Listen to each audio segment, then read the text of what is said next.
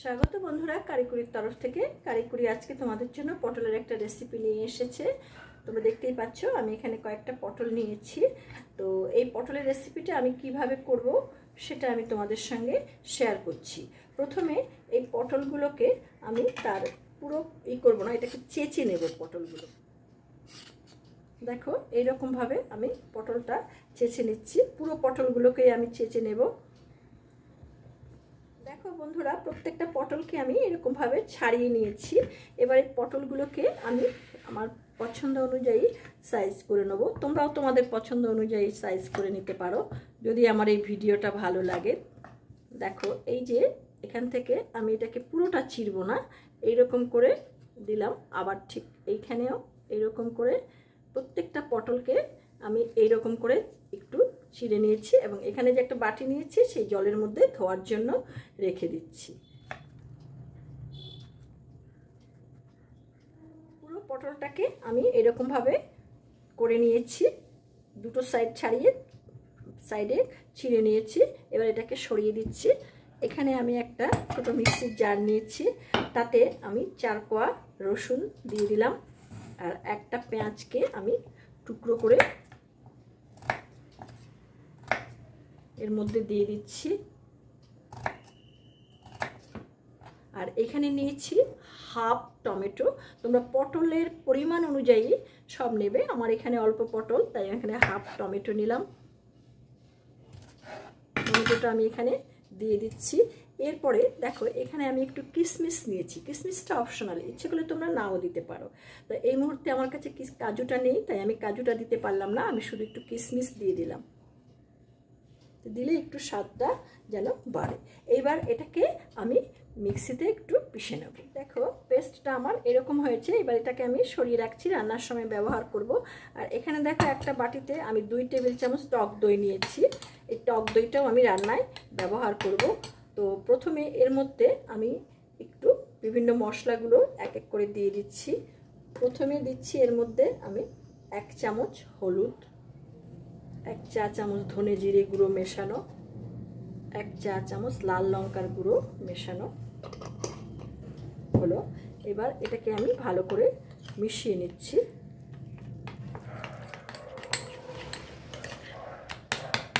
এবার আমরা রান্নার দিকে যাব।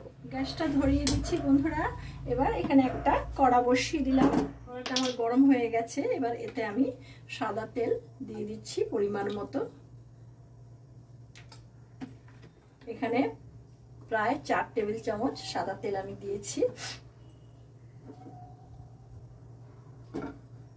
তেলটা আমার গরম হয়ে যাচ্ছে, এর মধ্যে আমি একটু লবণ দিয়ে দিলাম আর একটু হলুদ আমি এর মধ্যে দিয়ে দিচ্ছি, কারণ আমি পটলগুলোতে নুন হলুদ মাখাইনি। এইটার মধ্যে দিয়েই আমি পটলগুলো ভেজে নেব। পটলগুলো এতে দিয়ে দিলাম।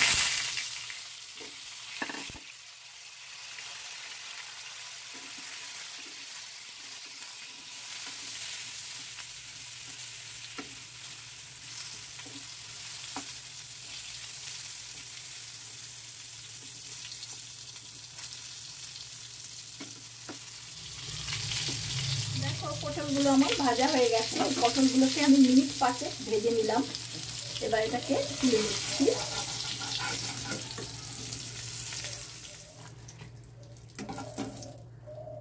আমি আর তেল ব্যবহার করব না, এই তেলেই আমার হয়ে যাবে। দেখো এখানে আমি ফোড়নে নিয়েছি একটা তেজপাতা, একটা শুকনো লঙ্কা, একটু সাদা জিরে গোটা আর 3টে এলাচ আর 3 টুকরো দারচিনি। এটা আমি এখানে দিয়ে দিচ্ছি।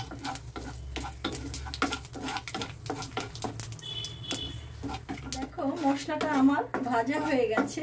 এবার এখানে মিক্সিতে যে পেস্টটা আমি করেছি সেটা আমি এখানে ঢেলে দিচ্ছি। মিক্সির জারটা ধুয়ে একটু জল আমি এর মধ্যে দিয়ে দিলাম।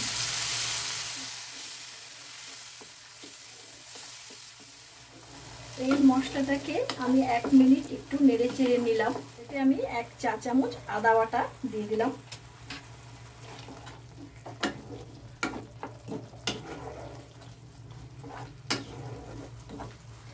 আমি মিনিট 2-3 একটু কষিয়ে নিলাম।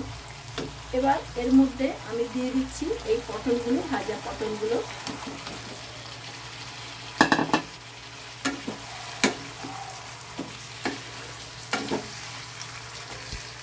এখন আমি যে মশলাটা বানিয়ে রেখেছি টক দইয়ের মধ্যে সব মশলা মিশিয়ে যেটা মিশ্রণ করেছি সেটা আমি এখানটায় দিয়ে দিলাম। এবার এই বাটিটাকে ধুয়ে আমি একটু জল এর মধ্যে দিয়ে দিলাম।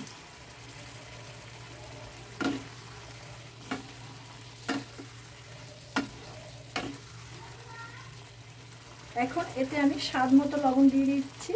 প্রথমে আমি এতে 1 চা চামচ লবণ দিলাম। লবণটা তোমরা তোমাদের স্বাদ মতো দেবে।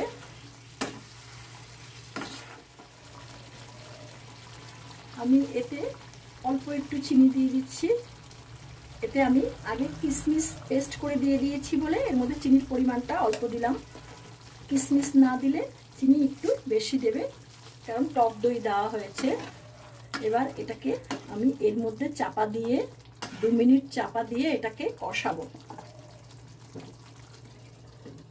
বন্ধুরা, আমার রান্নাটা প্রায় শেষ। 1 টেবিল চামচ কাসুরি মেথি নিয়েছি, এটাকে আমি একটু হাতে ঘষে এর উপর থেকে এটাকে ছড়িয়ে দিচ্ছি।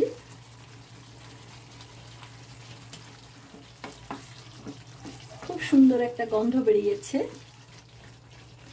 এটা তোমরা করে খেতে পারো, এটা করে খেয়ে দেখো, এটা খুব টেস্টি হয়। আমি এবার এটাকে মিনিট 2 চাপা দিয়ে রাখবো, যাতে মেথির গন্ধটা খুব সুন্দরভাবে এর মধ্যে ঢোকে। তারপরে আমি এটা সার্ভিং বোলে নামিয়ে নেব। দেখো বন্ধুরা, কি সুন্দর হয়েছে। তোমরা এটা অনুষ্ঠানের সময় করে অতিথিদের খাওয়াতে পারো। আর আজকে আমার এই ভিডিওটা তো তোমরা দেখলে, তো আমার এই ভিডিওটা যদি তোমাদের ভালো লেগে থাকে তাহলে তোমরা এটাকে একটা লাইক দেবে, বন্ধু বান্ধবদের সঙ্গে বেশি বেশি করে শেয়ার করবে। আর যারা এখনো পর্যন্ত আমার এই চ্যানেলটিতে নতুন, আমার এই চ্যানেলটিকে সাবস্ক্রাইব করনি, তাদের কাছে আমার একান্ত অনুরোধ রইল চ্যানেলটিকে সাবস্ক্রাইব করবার জন্য। চ্যানেলটিকে সাবস্ক্রাইব করে সবসময় আমার পাশে থেকো আর দেখতে থাকবে কালকে আগামী দিন তোমাদের জন্য কি নিয়ে আসে। তো তোমাদের যদি এই ব্যাপারে কিছু জানার থাকে তোমরা অবশ্যই আমাকে কমেন্ট বক্সে লিখে জানাতে পারো, আমি তোমাদের উত্তর ঠিক সময়ে দিয়ে দেব। তো তোমরা ভালো থেকো, সুস্থ থেকো। তোমাদেরকে অসংখ্য ধন্যবাদ এই ভিডিওটি দেখবার জন্য।